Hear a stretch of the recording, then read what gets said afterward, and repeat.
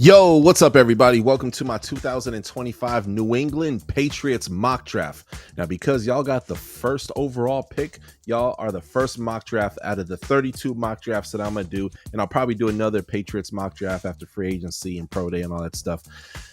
But man, we're going to get into this one, and I'm hoping it's as accurate as possible. But if you're any other team who's not a Patriots fan, you hope that it's not this accurate, because if they make these picks that I'm about to share on the screen here with you, you're going to be very, very pissed off, because if Drake May gets some weapons behind him and that defense starts humming like it's supposed to, man, these New England Patriots are going to be a problem and could potentially be building a dynasty. So let's go ahead. Let's get into it with the first overall pick. I got the New England Patriots.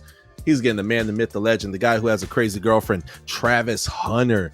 Look, I know the secondary could be beefed up. The wide receiver core is probably one of the worst wide receiver cores in all of the NFL. Absolutely. They can't get nothing going, it seems like, every other week. But Travis Hunter, I see him coming in the league as a receiver. I like him more as a receiver. Let's keep the debate going and meet me in the comment section. But he's also a guy, if you're struggling on secondary, you could plug him in there as well, too. The guy has decided games on the secondary side of the ball, and he has decided games as far as being a wide receiver. I've seen him decide more games as a wide receiver. Personally, I like him as a receiver more. So I have him going first overall. I know some people, they're like, oh, well, hold on, there's other quarterbacks. I understand, but Drake May is a really freaking good quarterback, y'all. And I'm not ready to give up on him. The next guy that I take and I have is Xavier Restrepo. He's the all-time leading receiver for the University of Miami. This guy is a separation machine. Go crazy in the slot. You know, Travis Hunter could go crazy in the slot too, but he could also, that could be your deep. He could be your deep ball guy as well too, right? So I have Xavier Restrepo, back-to-back wide receivers. No more excuses. No more excuses, New England Patriot fans. Then the next guy that I got is Mike Green, who went absolutely freaking stinking crazy this year. This guy's an absolute beast. I want to say in the Sun Belt, I believe he led with as far as the most amount of sacks. If you guys are looking for an edge rusher outside of round 1 and round 2, look no further than Mike Green. And honestly, if he has a big pro day, I could see him totally going in the second round. Totally possible. Then after that, I got Jabbar Muhammad, cornerback, Oregon. Man, this guy could take in ball. Let's talk about Jabbar Muhammad. He's 5'10", 185, very twitchy guy, 19 solo tackles, okay, 36 total tackles. So he has 17 assists in there as well. No interceptions, no forced fumbles. But what I love about him, he has 11 pass deflections. 11. That is a lot. That means a lot of times he is on an island and he is batting that dang ball away, shutting these dudes down. Okay. Obviously, probably not the best set of hands when it comes to getting interceptions. As last year, it looks like he had 3 interceptions and then 1 the year prior. So out of a 5-year college football career, only 4 interceptions. Not super great there. But what I do look at is the pass deflections. And between last year and this year, y'all, he's at 25 pass deflections in the last 2 years of college football. And the year before that, 2022, so it's 11 pass deflections, 14, and then 9, and then 3. So this is a guy, he's consistently getting to where the ball is and knocking it away. Again, not the best receiving guy, but you want a guy back there that you can develop like that as well too. Put him in the slot, line up, put him on an island, let him cook. The next guy that I take and I want to take and talk about is none other than Tonka Hemingway. It's a developmental piece who could be a starter in a year or two. Tonka Hemingway is from South Carolina. South Carolina has one of the best, one of the craziest D-lines in all of college football. I love watching these guys play. 1 forced fumble, 4 sacks. Not too bad. Pretty good for a defensive tackle. 16 solo tackles. He does get double teamed a lot.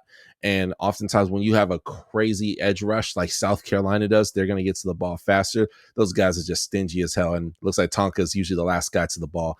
But as a good guy to have in the trenches. And if you have him one-on-one, he could take and get to the quarterback and disrupt a lot of plays, in my opinion, from watching them. And I've watched a lot of South Carolina football. I think it was by week 2 or week 3. I was hooked, man. So somebody who doesn't have a college football team, I try to look at things as objectively as possible. The next guy I want to talk about is another edge rusher, Trey Moore. A little bit of a developmental guy, but hear me out. If there's anybody to develop, man, daggone it, it is Trey freaking Moore. Now, I've seen him play in person. in person with my own two eyes. Trey Moore is a man, 6'3", 245, a little bit on the lighter side. His first full starter, 2 forced fumbles, 1 fumble recovery. In 2023, I saw him play against USF. Y'all, he had 14 sacks.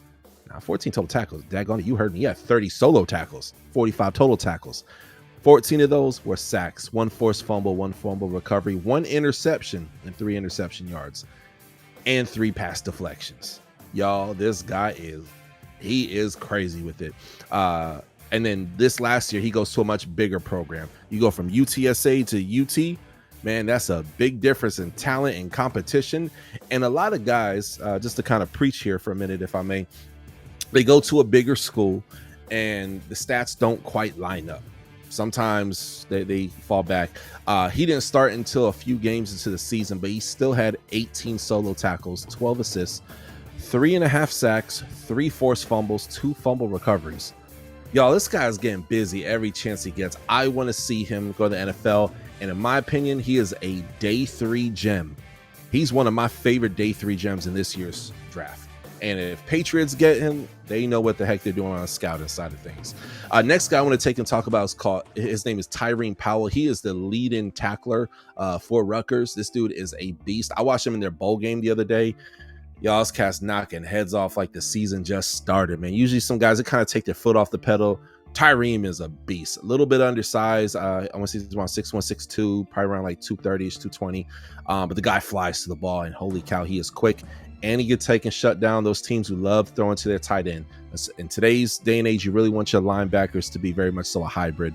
The next guy that I got, quite controversial, is DJ Ugalele, or Ungalele, as some would say. DJ, I'm not a fan of him as a quarterback. Why'd you put him in the mock draft? Because if it's round 7, round 6, you want a quarterback that you can develop. I know some people love his arm strength. They love what he can do in the pocket. They love his size. But man, Clemson, he didn't do it for me. Oregon State, he didn't do it for me. And at Florida State, he didn't do it for me. So, I've seen guys like Bo Nix, they go around different programs. And you kind of see what you're getting. I feel like we've seen DJ already, man. However, there doesn't seem to be a very solid backup in New England. So at best, at worst case scenario, he's a developmental guy. You kick him to a curb, ain't gonna hit your cap room that hard. DJ, I would like to see him at a place where he could take and develop. You know what I mean? And New England has a history, like it or not, agree with it or not, they have a history of taking in and developing quarterbacks. So DJ is a big guy. He has all the physical capabilities, but he is not, you can't sell him to me as fool's gold.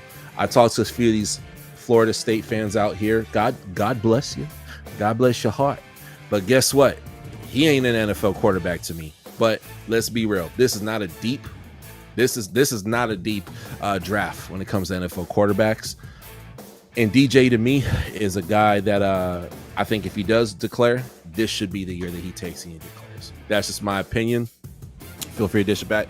Or he'll be completely a UDFA. Completely could be a UDFA as well too. And then the last guy, look, man, I'd be shocked if he slides this far. His name's Mario Anderson. This guy's a touchdown machine. The season wasn't even over yet. Last time I checked, he was at like 13 or 14 touchdowns on the ground. When it's 3rd and 1, 4th and 3, man, you want to hand Mario off the ball. Even games where they lost, he still had a good game at least. This is a guy, I see him as a guy who could be a middle-class Marshawn Lynch. And that's pretty dang good because Marshawn Lynch was pretty dang good in his prime. Or he could be another Marshawn Lynch. He could develop into that as well too. A guy who just runs like his elbows are on fire, just running real crazy. You know what I mean? So New England historically usually has very good running backs. And I know that's not necessarily a direct need, but you always want to keep a rotation every draft. At least have one running back in there as well too. Take a risk on the guy, man, because hey, you never know. We've seen teams like, the San Francisco 49ers. They came into the year like with one of the best running back rooms, and all them cats are injured. So you want to make sure that you in fact do take and have good running backs, I meant to say. So, ladies and gentlemen, this is where I end the episode, and I ask you guys to comment below. Let me know your thoughts on this mock draft. Do you love it? Do you hate it? Is this something that you would have done? Did you learn something new? My favorite pick in here that I think you guys should look into are the 2 edge rushers that I chose, Trey Moore Mike Green. These guys are going to ball out for you. There is some really good edge rushers in this year's draft. There's a few guys like Mikhail Kamara. He just decided to stay another year at Indiana. I was like, dang it, man, that guy could have been a top 15 pick. But he's going to stay another year because his school really matters to him, right? And hey, it's a little thing called NIL money. It's keeping people in college longer. This is good because people are leaving with degrees more than likely. Anywho, y'all comment below. Let me know your thoughts on this video. A+, B-, F-. Let me know what you think. Also, I will be attending the Daytona Tropical Bowl in person. That's an NFL draft event where they have NFL draft prospects. I will be there in person doing live interviews. Between that and remote interviews, like virtual interviews, I'll be having somewhere between 30 to 50 NFL draft prospects on this show between now and draft day. Okay, so stay tuned. That's all the more reason to go ahead and hit that subscribe button. In the meantime, God bless you guys. Be safe. Hope you all had a wonderful Christmas and New Year's season, and I'll see y'all next time. Thank you for watching another episode of The Touchdown with Doug Smith, where we have exclusive NFL content and exclusive NFL interviews. Be sure to hit that like and that subscribe button. Follow us on social media. See you on the next one.